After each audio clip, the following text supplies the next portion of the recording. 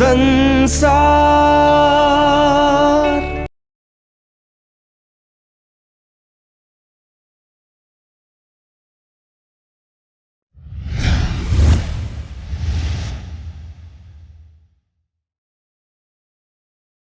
साथीहरू नमस्कार, तपाईहरुलाई फेरि शेयर टेक फन्डामा स्वागत गर्न चाहन्छु। साथीहरू, हामीले विगत हप्तामा ट्रेन्डमा केही सुधार हुन खोजेको अवस्था देख्छौं भने नेप्सेमा अलिकति हरियोपन आउन खोजेको अवस्था पनि देख्छौं। जहाँसम्म लिक्विडिटीको समस्याहरू पनि बजारमा विद्यमान छन् र बजारमा धेरै चुनौतीहरू पनि छन् र केही राजनीतिक र हाम्रो राष्ट्र बैंकको बीचमा पनि समझदारी कोअर्डिनेसनका मेसेजहरू पनि हामी कहाँ आइपुग्न थालेका छन्। यस्तो बीचमा बजारले पनि सकारात्मक ट्रेन्ड ग्राफमा देखाएकोले मैले तपाईहरुलाई प्रतिबद्धता गरेको थिएँ। बजार जस्तो हिसाबमा हरियो हुन थाल्छ त्यसपछि म तपाईहरुनिर त्यही हिसाबमा आउनेछु। नकारात्मकताको बीचमा म तपाईहरुलाई धेरै नै नकारात्मकता हिसाबमा तपाईहरुलाई ग्राफ हेर्न, टुल्स हेर्न, टेक्निक हेर्न सिकाउनको लागि तपाईहरुले आफै बुझ्न सक्नुहुन्छ। त्यसैले ट्रेन्डको अनुसार चाहिने हामीले तपाईलाई बजारको बारेमा जानकारी गराउँछौं। साथीहरू, हामीले सिकाउन, जान्न, शेयर गर्न एकअर्कासँग गर्नुपर्छ। त्यही हिसाबमा साथीहरूले बुझ्नु होला। अब नेप्सेलाई बुझ्दा नेप्से हामीले देख्यौं कि 2281.6 को बिन्दु तलसम्म नेप्से झरेर बजारमा निरन्तर बजार 2418 फेरि 2414 हुँदै हुँदै बजार चाहिने बिस्तारै 2300 हुँदै झर्दै बजारले एउटा चाहिने राम्रो गतिबाट बजार उठ्न पनि खोजेको अवस्था देखियो।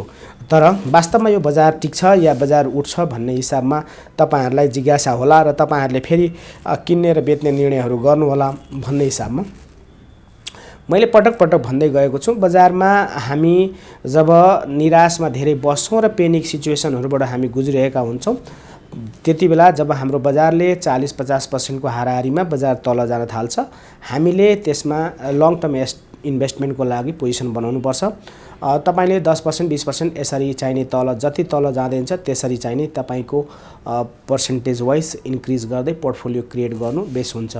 अब हामी यदि सर्ट टर्म ट्रेडर्स र सर्ट टर्ममा हामीले लगानी गर्न चाहदा बजारको मुभ अनुसार, बजारको भोलाटिलिटी अनुसार, बजारको जतातिर गति हुन्छ त्यही अनुसार हामीले आफ्नो लिन्छौं।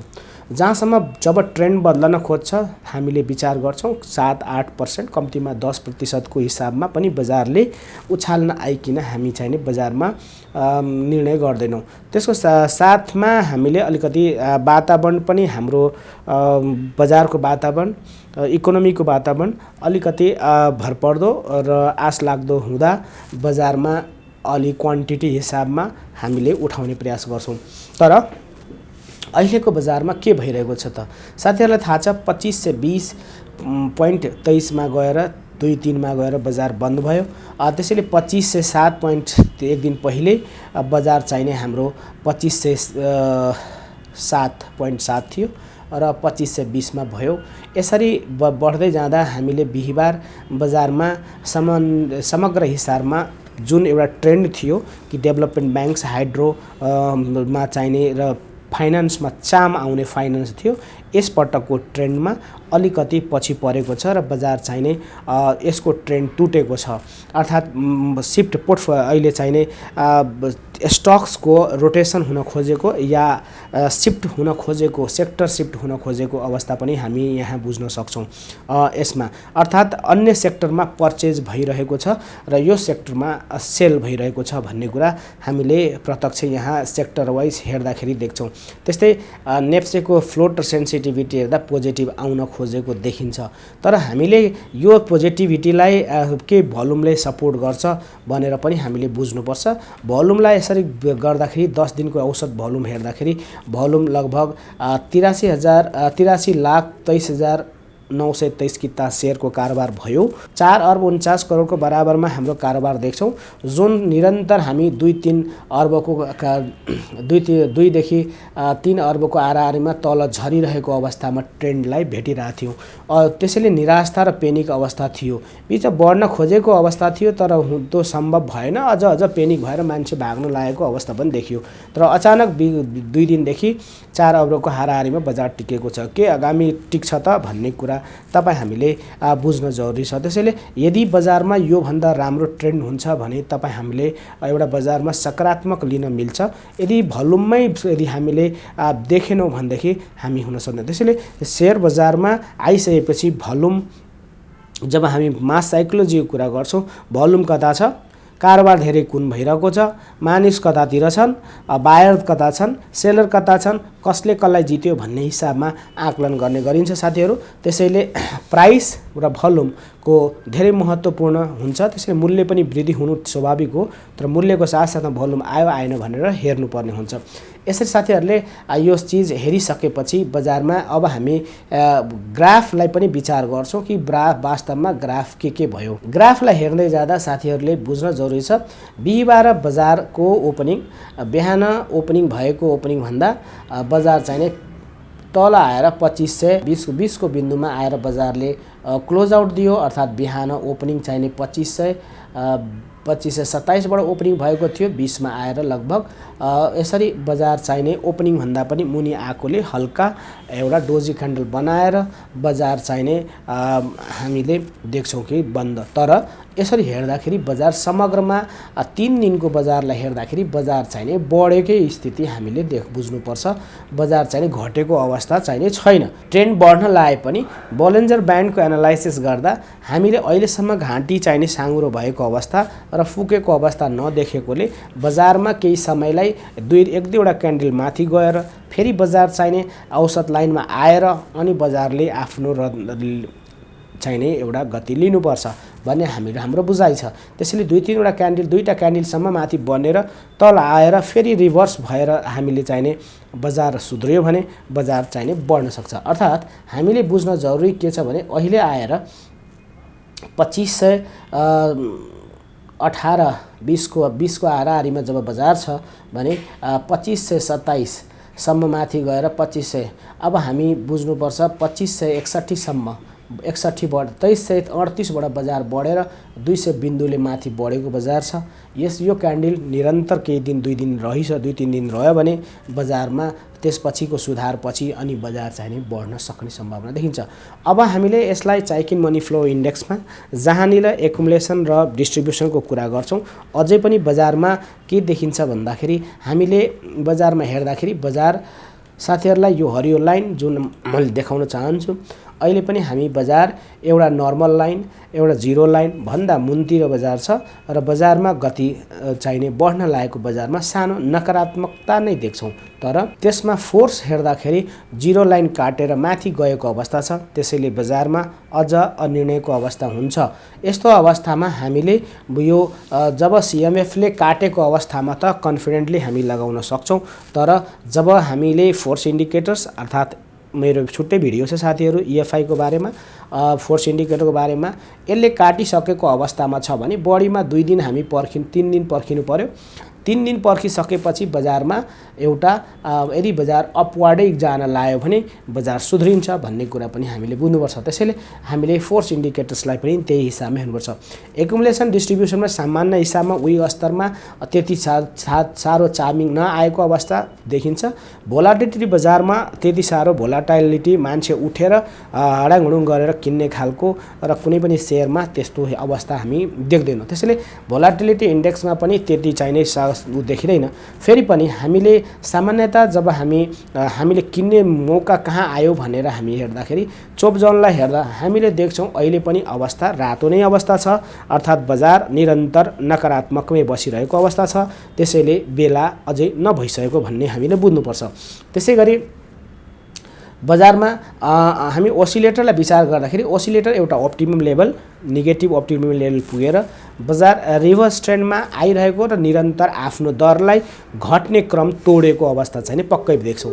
अर्थात् घट्ने चिज कम भएको अवस्था देखिन्छ र यो घटेर नर्मल लाइन क्रस भएपछि बजारले सकारात्मक ट्रेन्ड देखिन्छ। यसरी हामी त्यति साह्रो बजारप्रति सकारात्मक भइहाल्ने र भ्यू पनि देखिँदैन। त्यही पनि साथीहरू यो बजार हो, बजारमा बिस्तारै यसै गरी एकुमुलेसन र डिस्ट्रिब्युसनको कुरा हुन्छ, किन्ने आउँछन् र जान्छन्। त्यसैले बजारमा हामीले अब 2-3 दिनलाई बजार सकारात्मक जानुपर्छ भन्ने मान्यता हो। यदि बजार माथि 2 दिन गयो भने त्यसपछि ट्रेन्ड रिभर्स भएर अनि बजारले आफ्नो गति लिएला र हामीले जहाँसम्म बजारमा पुस मसानदेखि बजारले एउटा केही दिनलाई भए पनि बजारले ट्रेन्ड चेन्ज गरेर पुस मसानदेखि चाहिँ बजार माथितिर जानुपर्छ भन्ने हाम्रो अपेक्षा हो सबै चिजलाई आकलन गर्दा। र अहिले अलि पहिले कम्तीमा 15-20 गते पछिको बजार अहिले नै फेरि सुरुवात अहिले नै हुन लागेको पनि हुनसक्छ। त्यसैले हामी तयारी पनि हुनुपर्छ बजारको ट्रेन्डमा। त्यसैले यस्तो बेलामा हामीले लो प्राइसका स्टकहरू र केही मिक्स सेक्टरमा त हामीले लो प्राइसका सेयरहरू जसमा धेरै जोखिम नभएका सेयरहरू प्रिपेयर भएर सर्ट टर्म ट्रेड गरेर हामी सर्ट टर्मको लागि तयार भएर चाहिँ नि बस्न सक्ने अवस्था पक्कै हुन्छ। यसरी हामीले एउटा धारणा बनाउन सक्छौँ साथीहरू। यो हाम्रो नेप्सेको बारेमा हामीले आज यति कुरा बुझौँ। फेरि साथीहरूलाई केही सेयरहरूको बारेमा पनि जानकारी गराइदिनु होला सर, केमा के भो भन्ने पनि जिज्ञासाहरू हुन्छ। त्यसैले मैले हाइड्रोको बारेमा नेगेटिभ आयो, वास्तवमा हाइड्रोलाई हेर्दा हाइड्रो त नेगेटिभ देखिसक्यो। हाइड्रोको ग्राफलाई हेर्दाखेरि एउटा ट्रेन्डबाट सकारात्मक ट्रेन्ड गएर बुलिसमै नेप्सेको ट्रेन्डसँगै गएको अवस्था छ। कन्फर्मेसन कल आउन बाँकी छ र चाहिने बजार एउटा औसत लाइनमा छोएर अड्केको अवस्था छ भने ब्याङ्कलाई हेऱ्यो भने ब्याङ्कको स्थिति चाहिने ब्याङ्क पनि हाइड्रो जस्तै हामी देख्छौँ कि ब्याङ्क पनि एउटा कन्फर्मेसन कलको लागि चाहिने बसेको छ। त्यसपछि बजार 2-3 दिनलाई माथि जान सक्छ भन्ने कुरा देखिन्छ। तर बजारमा यदि बोलिन्जर ब्यान्ड नसाङ्गिरिसकेकोले 2-3 दिन बढेर तल आयो भने घाँटी चाहिने अलिक सानो भएर तलतिर जान सक्ने अवस्था हुनसक्छ। त्यसैले अब ब्याङ्क पछि हामीले इन्भेस्टमेन्ट र ट्रेडिङ सेक्टरमा जसमा भोल्युम, जसमा हाई प्राइस छ, त्यसमा के भइरहेछ भन्दा हामीले यहाँ पनि देख्छौँ कि यो औसत लाइनभन्दा माथि जान खोजेको छ। तर ओपनिङभन्दा अलिकति सकारात्मक भए पनि त्यति साह्रो भोल्युमले सपोर्ट गरेको देखिँदैन। त्यसैले जब भोल्युमले सपोर्ट नगरेपछि बजार चाहिने अलि माथि नै बढ्छ भन्ने कुरा। त्यसैले आफ्नो स्ट्राटेजी लो प्राइसमा कुनै तपाईले चाहिने बजार अझै पनि बजार नउठिसकेको र जहाँ देख्नुहुन्छ बजार भोलि बढ्यो भने 2-3 गुणा हुन सकिन्छ त्यस्तो स्टक्सहरू पिक गर्नुपर्ने हुन्छ। यसैगरी हामीले अर्को सेगमेन्ट भनेको हामी लाइफ इन्स्योरेन्समा ह्यामर बनेको अवस्था छ र यहाँ यो पनि औसत लाइनमा आएर अड्केको अवस्था छ। चाहे यसमा इन्स्योरेन्स सेक्टरमा भोलाटिलिटी आएको छ, बजारमा फोर्स अपवार्ड डाइरेक्सनमा छ, मासतिरै काटेर बढेको छ इन्स्योरेन्समा अलिकति। तर तर किन्ने काममा एकुमुलेसन लाइन चाहिने तलतिर ओह्रालो, धेरै नै ओह्रालो पेनिक अवस्थामा रहेकोले त्यति हामी प्रिफर गर्न सक्दैनौँ। त्यसैले अहिले पनि हामीले समग्र रूपमा हेर्दाखेरि इन्स्योरेन्समा त्यति समय नभइसकेको पनि अवस्था देख्छौँ भने नन लाइफमा पनि हामीले हेऱ्यौँ भने साथै नन लाइफमा एउटा र्यालीमा चल्न खोजेको अवस्था देखिन्छ र माथि जान खोज्न सक्नेछ। अन्यभन्दा अलिकति बढ्दो क्रममा भोल्युम त देखिन्छ, फोर्स अपवार्डमा छ, तर सिएमएफ अहिले पनि जिरो लाइनभन्दा मुनि छ। त्यसपछि EF5 ले क्रस गरेकै छ। एकुमुलेसन लाइनमा त्यति साह्रो चेन्जेस भएको छैन, भोलाटिलिटी बजारमा आएको छैन, अहिले बेला किन्ने भएको अवस्था पनि देखिँदैन। र ब्यान्डलाई यसो हेर्दाखेरि, असिलेटरलाई हामीले हेर्दाखेरि सामान्यतः घट्ने क्रम तुटेर 3 दिनदेखि बजार सुध्रेको अवस्था चाहिँ पक्कै देखिन्छ। अब यसरी हामीले हेर्दै जाँदा साथीहरूले माइक्रो फाइनान्सलाई हेर्दा माइक्रो फाइनान्समा हामी देख्छौँ कि बजार प्रिपेयर्ड भएको अवस्था, तयारी अवस्थामा छ र बजारले पनि कन्फर्मेसन अर्थात् समग्र रूपमा हेर्दा बजार चाहिने बायरहरू नभए पनि, भोल्युम नआए पनि, त्यति धेरै भोल्युम नआए पनि बजारमा फोर्स चाहिने सकारात्मक देखिन्छ, अपवार्डै देखिन्छ र यो टिक्छ टिक्दैन भन्ने कुरा हामीले आफै विचार गर्नु पर्ला। तर चाहिने भोलाटिलिटी पक्कै छैन, बजारको बेला चाहिने किन्ने भएको छैन, औसम इन्डिकेटर्स हल्का घटेको छ। अर्थात् बजार समग्र रूपमा हेर्दा बजारको सबै सेक्टरमा एउटै ट्रेन्ड, एकै किसिमको नासे ट्रेन्ड पनि देखिन्छ, एक दुईवटामा नकारात्मक हल्का एज इट इजमा रहन खोजेको अवस्था देखिन्छ। त्यसैले बजारमा कन्फिडेन्ट भइसक्ने र एग्रेसिभ भइसक्ने वातावरण नबनिसकेको अवस्था तपाईहरुलाई जानकारी होला। साथीहरु, मैले सकभर बजार नकारात्मक हुँदा म आउँदिन, तर सकारात्मक हुँदा एउटा सुझाव सल्लाह र व्यक्तिगत राय र मेरो विचार हो। तपाईहरुले पनि आफ्नो इन्डिकेटरहरू हेरेर एनालाइसिस गरेर बुझेर तयारी भएर गर्नुहोला। अब सकभर तपाईले लगभग हाम्रो 6 महिनाको प्रयासपछि इन्डिकेटरहरू हेर्न अधिकांश साथीहरूले सिक्नु भएको होला। तपाईहरुलाई हाम्रो एपिसोड कस्तो लाग्छ कमेन्ट्स भिडियो लाइक गर्नु होला। त्यसैले तपाईहरुले लाइक गरिदिनुस् र भिडियोमा आफूलाई चित्त नबुझेको कुरा लेख्नु होला। सकारात्मक पक्ष नकारात्मक पक्ष लेख्नु होला। हामीले चाहिने सिक्ने सिकाउने भनेपछि हामी अनेस्ट हुनुपर्छ, सिक्नुपर्छ। जे चीज देख्छौं त्यसलाई यथास्थितिमा भन्नुपर्छ र नआएको कुरा हामीले सिक्नुपर्छ। टेक्निकल एनालाइसिस सिक्नलाई 98 511 56 608 मैले पटक तपाईँलाई फोन नम्बर पनि भने। त्यसैले हामी सुरक्षित भएर सचेत भएर लिनुपर्छ। केही साथीहरूले मलाई मेसेज गर्नुभएको थियो, सर मेगा मैले सानो स्टक उठाउन खोजेँ, तपाईको सल्लाह के होला भन्ने हिसाबमा थियो। त्यसैले मेगामा के हुँदैछ भन्ने हिसाबमा हेरौँ। मेगाको बारेमा एउटाले मेसेज गर्नुभएकोले मैले साथीहरूलाई सेयर गरेँ। मेगामा हामी देख्छौँ कि EFI पोजिटिभ देख्छौँ।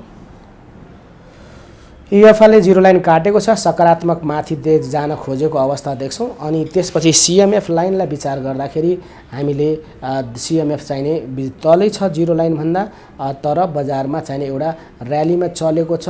सबैभन्दा इम्पोर्टेन्ट कुरा यो शेयरमा अहिले बेला त भन्नु न त किन्ने बेला भइ नसकेको अवस्था हो, तर के देखिन्छ भन्दाखेरि लामो समयदेखि बजारको निरन्तर फल भएपछि एउटा डिसेन्ट प्राइसमा 277 260 को पोइन्टमा आएर बसेको छ। 254 बाट बजार चाहिने धेरै तल मेगाहरूको प्राइसहरू पनि बैंकहरुमा छ भन्ने कुरा हामी त्यस्तै हामीलाई MBL को पनि कुरा गर्नु भएको थियो साथीले। MBL के होला भन्ने हिसाबमा साथीहरु MBL मा एउटा र्यालीमा बोलिन्जर ब्यान्ड न्यारो भएर माथि गएको हुन्छ। हुन त बोलिन्जर ब्यान्ड हेर्दा सकारात्मक देखिन्छ, तर CMF लाई हेर्दाखेरि एकुमुलेसन अलि सामान्य साइडवेजमा जाला भन्ने देखिन्छ। र EFI लाई हेर्दाखेरि EFI ले फोर्स अपवार्डै डाइरेक्सन छ, बजार बढ्न सक्ने पनि अनुमान दिन्छ।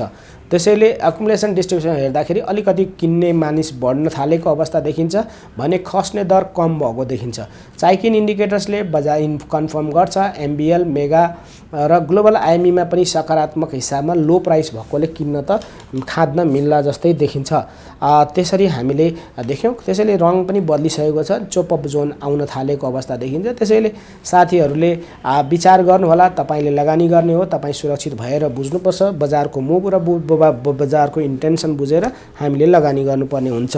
अब तपाईसँग बजेट छ, तपाई एभरेजिङ गर्न सक्नुहुन्छ भने यस्तो स्टक्सहरू किनेर बजार अलि तले गयो भने केही छैन भन्ने हिसाबमा खादेर पछारमा लिन सक्नुहुन्छ। त्यस्तै MBL पछि हामीले मलाई एउटा साथीले भन्नुभएको थियो कि कृषि विकास बैंकको बारेमा तपाईको धारणा के छ सर?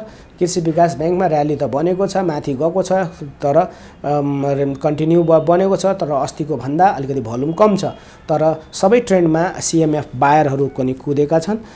यो पनि पोजिटिभ भएको छ, तर त्यति फोर्स चाहिने साइडवेजमा जान खोजेको छ। तर एकुमुलेसन बढी भइरहेको अवस्था देखिन्छ। चाइकिनले भोलाटिलिटी छ, अहिले किन्ने बेला प्रष्ट देखिन्छ। त्यसैले हामीले ADBL को बारेमा पनि साथीहरूलाई क्लियर गर्यौं। त्यस्तै हामीले मलाई एउटा साथीले मेसेज गर्नुभएको छ कि सर ग्लोबल IME लाई भनिदिनुस् के हुन्छ GBIME। ग्लोबल IME लाई भन्दाखेरि ग्लोबल IME ले अहिले जिरो लाइन न CMF ले बजार निरन्तर बढ्न खोजेको न्यून बिन्दुमा भएको, तर बजार चाहिने तलतिर छ अझै पनि। र हामी बजारमा चाइकिन भोलाटिलिटी आएको अवस्था छैन, भोलाटाइल तलतिर छ। तर वास्तवमा यो शेयरको प्राइस 277 300 रुपैयाँको शेयर हो।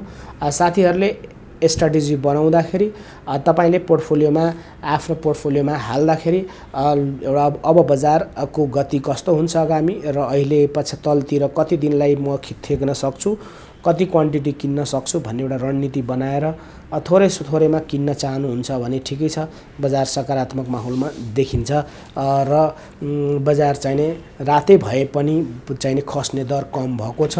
त्यसैले अझै पनि तपाईँले आफ्नो विचार, हुन त समग्रमा हेर्दा धेरै समयदेखि नकारात्मक भएर किन्ने बेला भएको छैन भन्ने कुरा देखिन्छ, तर यति लामो भइसकेपछि अवश्य पनि प्राइस चाहिँ अनएक्सपेक्टेड रूपमा तल झरेको छ।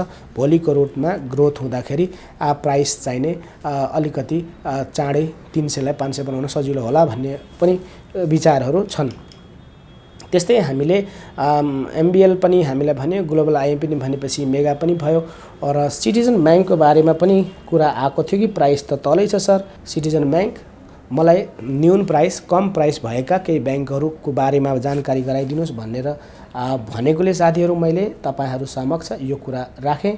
यसरी यसमा सिएमएफ उठ्न खोजेको छ, अझै ग्राहक झुमिसकेको अवस्था देखिँदैन।